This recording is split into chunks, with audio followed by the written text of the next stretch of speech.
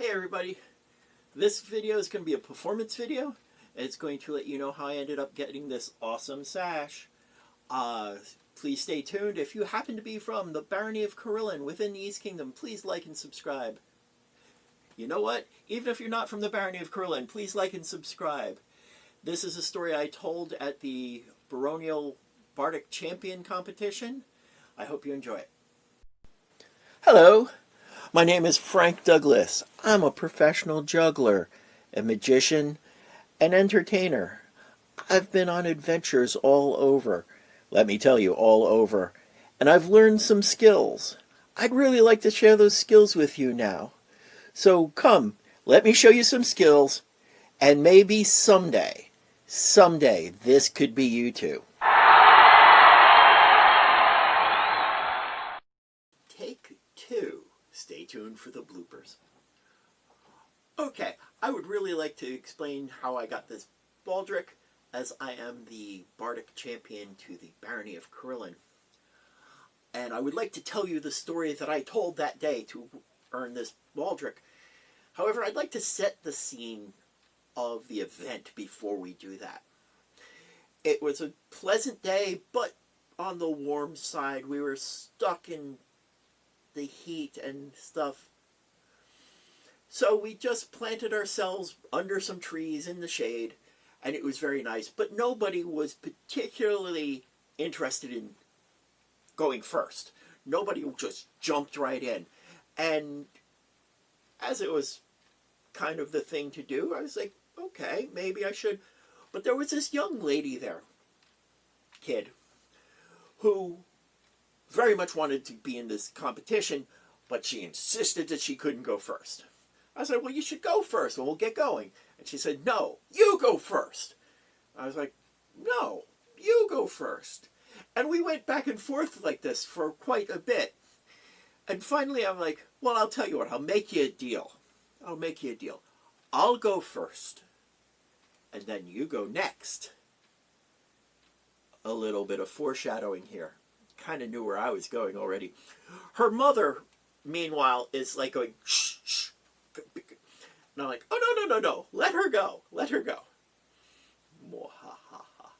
So she didn't go next either. She sort of waited to about 3 or 4 people in. But she set the stage for this. And now this is the story that I told that day. The story I'm going to tell you is about Cuchulainn. And as most of you already know, that Cuchulainn was a brave, strong. He is the hero of Ireland, and everybody knows these things. But I'm going to tell you a story about how honest he was. See, one day in a pub, it's an Irish story, we're going to go to a pub. One day in a pub, this giant walks into the pub. And he sits down at the bar and he gets a drink, quite a hefty drink, and he starts drinking. And while he's in his cups, he starts ranting about how there are no honest men in Ireland. Well, he keeps going at this till finally someone comes up to him and says, you can't be saying that. You know, I'm an honest man. And the giant looks at him and says, well, if you're an honest man, then you'll make a deal with me. And he says, well, of course. The giant pulls out this great axe and says, I'll make a deal with you. You cut off my head today, and I'll cut off your head tomorrow. Not quite understanding how this is supposed to work, the patron, who has also been in his cup, says, all right, and he takes the giant axe from the giant, and the giant kneels down, and he lowers his head, and the patron takes the axe up in the air, down through the giant's neck, into the floor. The giant's head rolls away. Not quite knowing what to do about this, the patron goes back to the bar, because now he needs a drink. And as he does, the giant reaches over, grabs his head, puts it back on his neck, stands up, pulls the axe from the floor, walks over to the patron, taps him on the shoulder and says, I'll be seeing you tomorrow. No sooner did the giant get out the front door than The patron went out the back door, never to be seen again. The next day, the giant comes back to the pub, and he walks in the pub, and he looks around, and he doesn't see the fellow. So he sits down at the bar and starts drinking again, and again is proclaiming quite loudly how there are no honest men in Ireland. Well, now the patron comes up. He'd not been there the night before, so he goes, well, you can't be saying that because I'm an Irishman and I'm an honest man. I says, well, if that's so, then you'll keep your word and I'll make a deal with you. You cut off my head today, and I'll come back and cut your head off tomorrow. Again, the patron, not knowing quite how to deal with this, but being called out, said, all right, and he takes the giant axe. The giant kneels down and leans forward. The axe up in the air, down through the giant's neck, into the floor, into the wood. The giant's head rolling away. The patron, still not knowing quite how to deal with this, again turns to the bar to get a drink. When the giant reaches over, grabs his head, puts it on his shoulder, pulls the axe out of the floor, walks up to the patron, taps him on the shoulder and says, I'll be seeing you tomorrow. No sooner did the giant walk out the front door than the patron went out the back door, never to be seen again. On the third day, the giant comes walking into the pub, and he looks about, and he realizes that he doesn't see either of these two fellows. And he starts ranting that there are no honest men in Ireland, even before he starts to drink.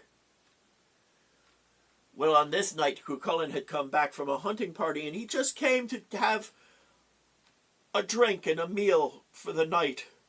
And all he hears is this giant ranting about how there are no honest men in Ireland. So Cuchulainn, who had not been here the past 2 nights, goes, you can't be saying that. I'm an honest man and I'm an Irishman. And the giant says, well, if you're an honest man, you'll keep your word. And I'll make you a deal. You cut off my head today, and I will cut off your head tomorrow. Cuchulainn, taking this offer, takes the great axe from the giant. The giant kneels down. The axe is up in the air, over, through the giant's neck, into the wooden floorboards again, stuck in the floor. The giant's head rolls away. This is not the homecoming Cuchulainn was expecting. So he went back to the bar to get another drink, because what do you do in that situation? Well, apparently if you're the giant, you reach over, you pick up your head, you'll put it back on your neck. Pull the axe from the floor. Walks over to Cuchulainn, taps him on the shoulder and says, I'll be seeing you tomorrow. And he walks out the front door.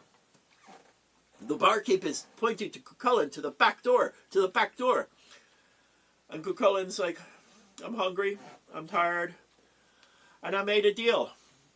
So he continued his dinner. The next day, the giant comes into the pub, and he's ranting about how there are no honest men in Ireland when he turns around and he sees Cuchulainn sitting there. Cuchulainn stands up and says, we had a deal. And the axe-wielding giant comes walking in, says, yes, yes, we did. Still a bit surprised, Cuchulainn drops to one knee and leans forward. The giant pulls out the great axe, brings it up, and just as he's about to swing, the barkeep goes, wait! And grabs a big cutting board and puts it underneath Cuchulainn's neck, and then goes back behind the pub again, behind the bar. You didn't think he was going to help, did you? So the giant starts again with his great axe, brings it up, brings it down,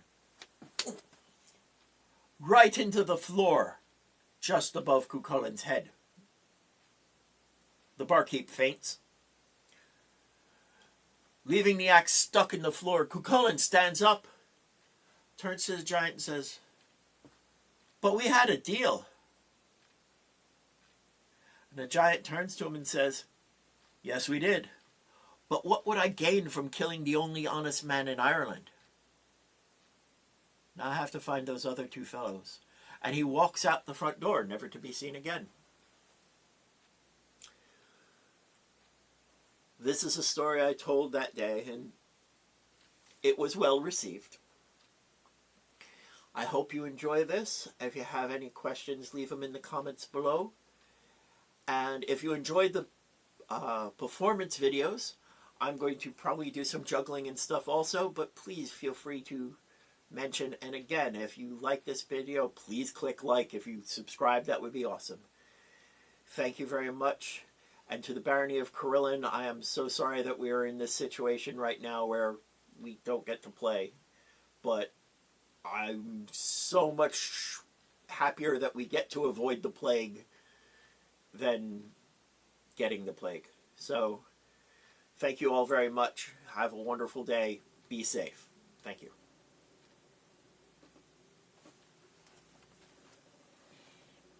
It's okay.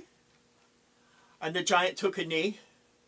And Cuchulainn takes this grand axe up, over, through the neck, into the floor, sticking it deep in the wood. The giant's head rolls. Oh, nuts.